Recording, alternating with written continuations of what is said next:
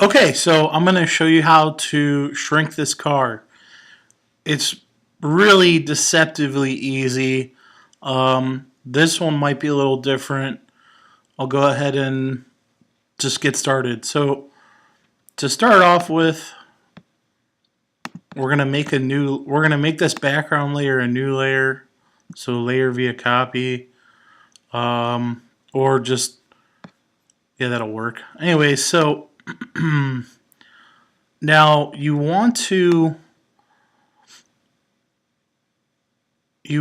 keep the wheels the same size when you compress the car. Now this has a reflection, so what I'm going to do is kind of select way more than what I need, because you can always mask back, uh, back and forth, whatever.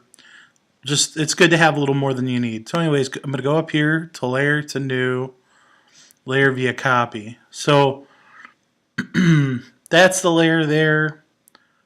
That's the back wheel. You can name that if you want, but that's kind of, I'm really lazy and I never name layers. I'm going to click back on the layer I made on here so I can select the front wheel, right? And just, again, make sure I get more than what I need, because I can always adjust that using the mask. Go back up to, so if you didn't see that, I went layer via copy, and I made this new layer. Okay, now, for right now, we don't need those, so I'm going to go ahead and hit the I button, which is that toggles the layer off and on, hidden and not hidden. And now I'm just going to go ahead and grab the layer that you made initially, the first layer, okay, and you're going to want to just come in horizontally from either side, okay. See how it's shrinking it on that axis, I guess the x-axis. You can actually go maybe a little bit, I don't know. See, this is the tricky part. You need to kind of figure out what's going to work. And that's about the hardest part of it, really, is just finding that sweet spot to where it looks small and you're going to be able to, like, put the wheels back over it. So now I'm going to toggle that one layer back on here, and we're going to kind of, one thing you can do once you select this layer is you can adjust opacity, all right, and that'll make life a lot easier. Or, so you can go over here and toggle down and make the opacity like, 50 or so. Or a shortcut for that is, whenever you have a layer selected and you're using this tool here, the placement tool, you can press a button on the keyboard and do 0 is 100%, 90 is 9, 90 is 9, set 80 is 8, 7. So all just on the keyboard you can press that and toggle opacity. It makes it real easy. So I can go watch, I can go 0, which is 100%, or 5, that's 50. So I'm just toggling that. But anyways, now why I said to toggle the opacity is it's going to help you kind of line it up to where you need to be. So now I have that on 50 now, that first layer, the back wheel layer, and I'm just going to kind of eyeball it, see if we can get this to where we want to be. I may have shrunken this too much, but we're gonna wing it. We can always adjust it. All right, now I think what we can do is I'll show you how to mask. So I've got that back wheel layer right here, and I've got it selected. Now I'm going to come down here and I'm going to click this add layer mask, okay? Now you have to kind of watch what happens here. It's real subtle if you don't know what you're looking at, but when you click on this layer, there's the layer and then the layer mask. Now the mask is just what that means. Like it's literally masking that layer. And so now I have the paintbrush. When you take the paintbrush or one of these other tools, when you use black on that layer, or it's a gradient for opacity. So what that means is the black, if I use black, watch what happens. See how the black is deleting that? Now it's not erasing. That's important to distinguish here. I'm just like masking it. So that layer, I can go back. Watch, I'll shut up and just make it happen, okay? So now look how big and dorky the wheels look. I mean, like, it's really that simple. Now, the important thing is, like I said, this means right here with the paintbrush, right here, that I have black selected. Now, if I flip this toggle button right here, that brings it into white. So that means I'm using white with my paintbrush, and I can bring something back. So I can bring this layer back out. Now you have to make sure, again, you're toggled on the mask. And I'll zoom in just to get real precise. And now to adjust your brush, you can use these. This is how you toggle the brush sizes. Now hardness means the edge of the brush, and the size is the actual size of the brush. So I can click down and make the brush. I just clicked down to 31 pixels, and I made that brush smaller, right? So now I'm still back on this back layer here. I'm still on the back wheel layer, and I have my mask selected. So now this is white. Now watch what happens when I do this. See, it's bringing that back in. It's bringing that back in, right?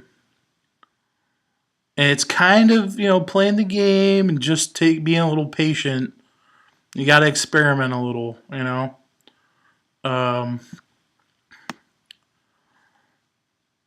Now we're gonna go. I'm gonna hit. You can toggle this button here. If you look back over here, right over here, if you hit that, it'll go back to black. So I'm gonna get rid of that. I'm gonna go back to black and delete that. Right. And that's looking pretty damn good. I mean, at first glance is like for a quickie, but you can get real picky and clean up in here a little bit more and clean up in there. A shortcut for the brush when you're in masking is you can press on the keyboard X. When you press X, watch what happens when I'm pressing X. X, so it goes black, white, black, white. All that button does is swapping that. Now that's good. That's a nice tip to have because it makes life a lot easier than I'm gonna click back and just screw that. Using X is just easier. I know it's a pain to try and remember keyboard shortcuts, but it's extremely helpful. If you're trying to be productive, it's extremely helpful. You can actually get overlays for the keyboard. I don't use them. I know some people do, and that's cool. I'm gonna kind of. Now see that line, the lines in there, that line isn't really crisp, but for when you zoom out, that'll look fine. But what you can do is refine the hardness on the brush tool. Didn't want to do that. When you refine the hardness on the brush tool,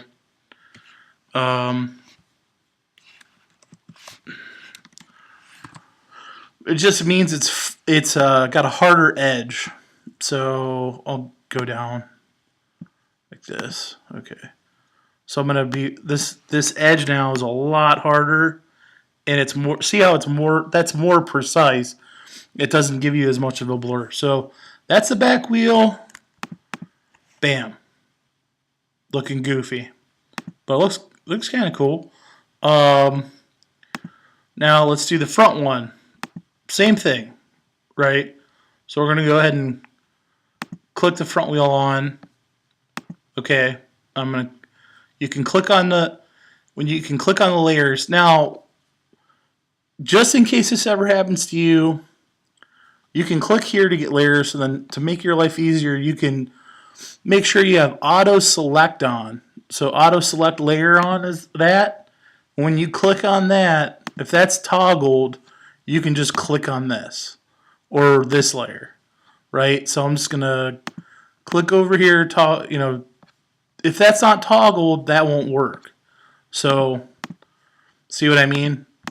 It's but that's kind of handy too sometimes, just in case you ever get confused.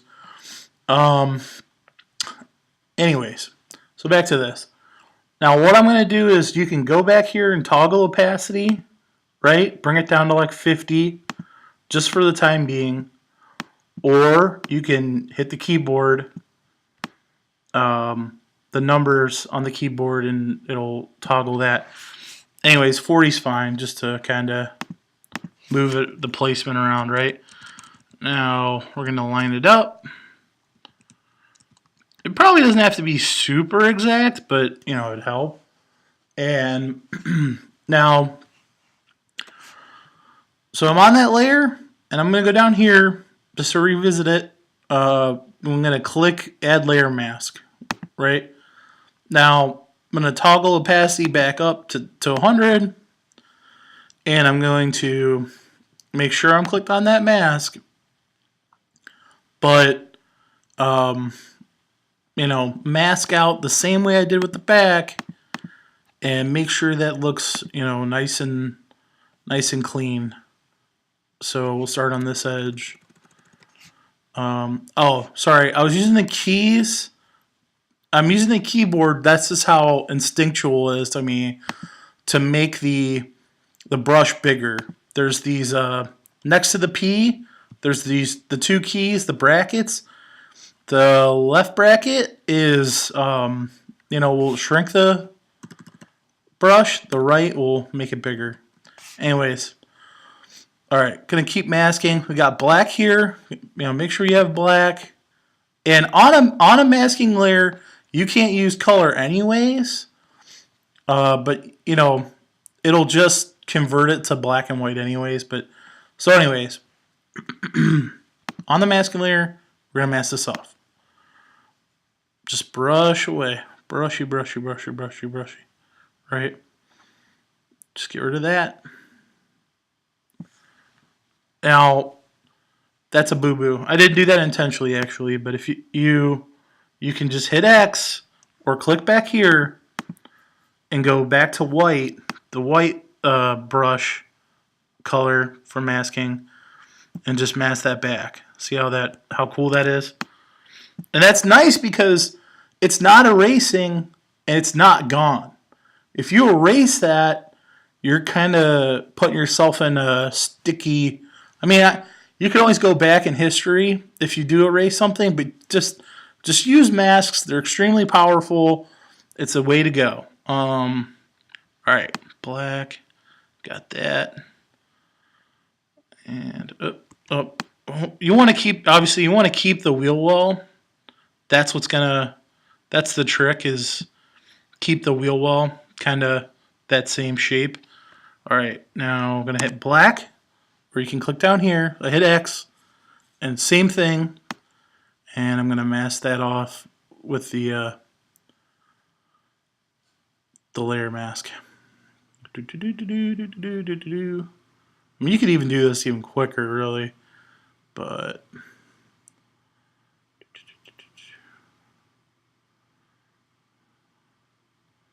See, that might be a little weird because of that light. I don't know. Maybe just try and leave it in. Maybe cut it off altogether. We'll see. See if I can BS it here. Yeah, there we go. It's good enough. All right. So, sorry that light's gone. Gonna go ahead and toggle back. Mask that off like that. Now that looks kind of ugly still over here, but I'll show you how to get rid of that. I'll continue masking just to help out here.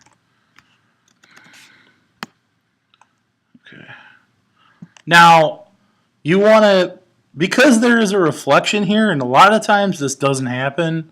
This reflection doesn't happen, but it's kind of cool. So you can do the same concept in the reflection here just by, masking that off. Like, see what I'm doing there?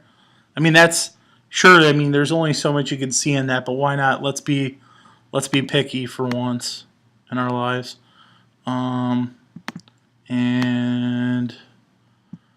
let's see. Just make sure we got everything. There's like a, what is that from? Was that something? Is that from me? I don't think that's from me. We're not gonna worry about that. Not my problem. Yeah. So that's where we're good. Let me just check on the back here. Okay, that looks good. All right, now let's zoom out. Looks pretty damn sharp. If we want to get fancy, let's get fancy. So what we can do is, I can take this and I'm going to hit disable layer mask. Whoop! I didn't mean to do that. I wanted to disable layer mask on the front one. Okay, boom. So there we go. Actually, it's probably going to look better. Ignore that. Let's not do that. I'm going to enable layer mask on that. But I'm going to toggle that off. Okay? And I'm going to click on here. Right? And I'm going to grab this because I want to put it back in there because why not? So we're going to go up here. I'm on that layer. Go up here, new layer, be a copy. Right? Now I'm just going to pull that bad boy up here and then turn that layer back on. It's kind of looking weird, but if we move it, maybe like there. Ish, and then we'll mask this, and it probably looked fine without it, but why not? We'll be weird. So just mask that bad boy, like so, and let's zoom out. I don't know. I don't know whether I like it or with or without it. I'll just leave it in. Screw it. It looks cool. There you go. Shrunken Lambo.